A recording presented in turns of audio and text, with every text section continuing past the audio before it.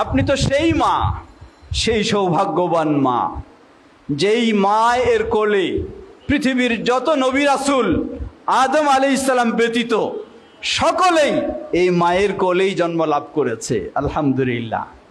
আপনি তো সেই মা যেই মা উম্মু ইসমাইল আলাইহিস সালামের মা।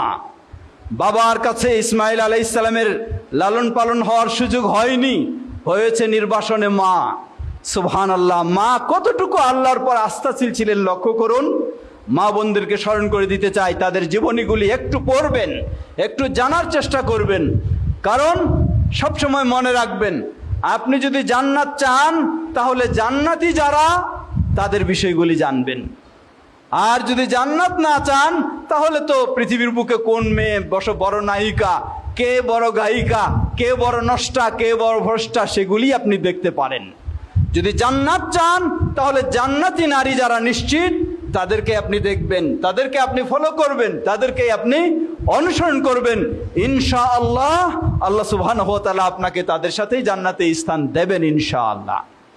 সেই ইসমাইল আলাইহিস সালামের মা ইব্রাহিম আলাইহিস সালাম যখন সেই নির্জনে, যেখানে নেই কোনো ঘর বাড়ি, নেই কোনো আত্মীয় স্বজন, নেই কোনো খাওয়া দাওয়ার ব্যবস্থা, নেই কোনো থাকার ব্যবস্থা, সামান্য কয়েকটি খেজুর আর একটু পানি, এই অবস্থায় যখন রেখে আসলেন ইসমাইল আলাইহিস সালামের মা হাজেরা, তিনি বলছিলেন, জিজ্ঞাসা করছিলেন, হে ইব্রাহিম আলাইহিস সালাম, আপনি কি আল্লাহু আমারাক, আপনি আমাদেরকে এই নির্জন জায়গায় রেখে যাচ্ছেন কেন?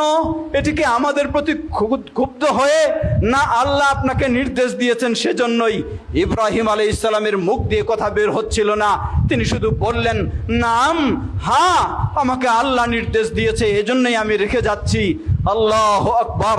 সেই নির্জনে কঠিন পরিবেশে একজন মেয়ে মানুষ আল্লাহর প্রতি কতটুকু আস্থাশীল হতে পারে, কতটুকু ভরসাশীল হতে পারে, কতটুকু দৃঢ় ঈমান রাখতে পারে, সেই মেয়ে মানুষ বলে ফেললেন, নেই কোনো পরিবেশ, নেই কোনো প্রতিবেশী, নেই কোনো আত্মীয় স্বজন, নেই কোনো ঘর বাড়ি, নেই কোনো খাওয়া দাওয়া, কোনো কিছু নেই, কোনো অসুবিধা নেই। যখন আপনি আল্লাহর নির্দেশে রেখে যাচ্ছেন, আমার বিশ্বাস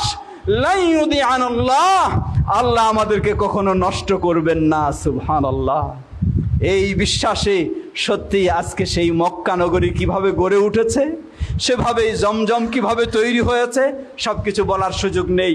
একইভাবে ফিরে আসুন উম্মু মুসা আলাইহিস সালামের মা, আল্লাহ সুবহানাহু ওয়া তাআলা তাকে কিভাবে সান্ত্বনা দিলেন, কিভাবে সেই আল্লাহর উপর আস্থাশীল হয়ে, যেখানে ফেরাউন কোনো সন্তানকে জীবিত রাখে না, সেখানে আল্লাহ সুবহানাহু ওয়া তাআলা মুসা আলাইহিস সালামের মায়ের আবেদনেই আল্লাহ রাব্বুল আলামিন মুসা আলাইহিস সালামকে শত্রুর ঘরে মানুষ করে আবার তাকে রাসূল হিসাবে প্রতিষ্ঠিত করলেন। সুবহানাল্লাহ।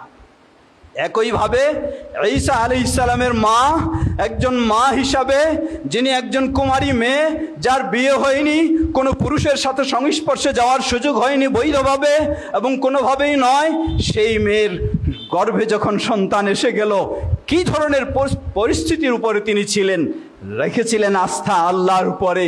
আল্লাহু আকবার।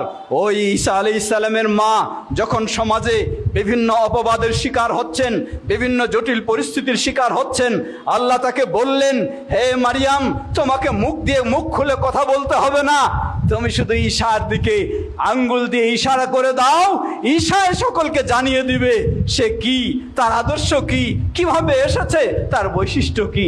সুবহানাল্লাহ। অসম্ভব, অকল্পনীয় বিষয় বাস্তবতায় প্রমাণ করেছেন আল্লাহ সুবহানাহু ওয়া তাআলা। কিসের কারণে?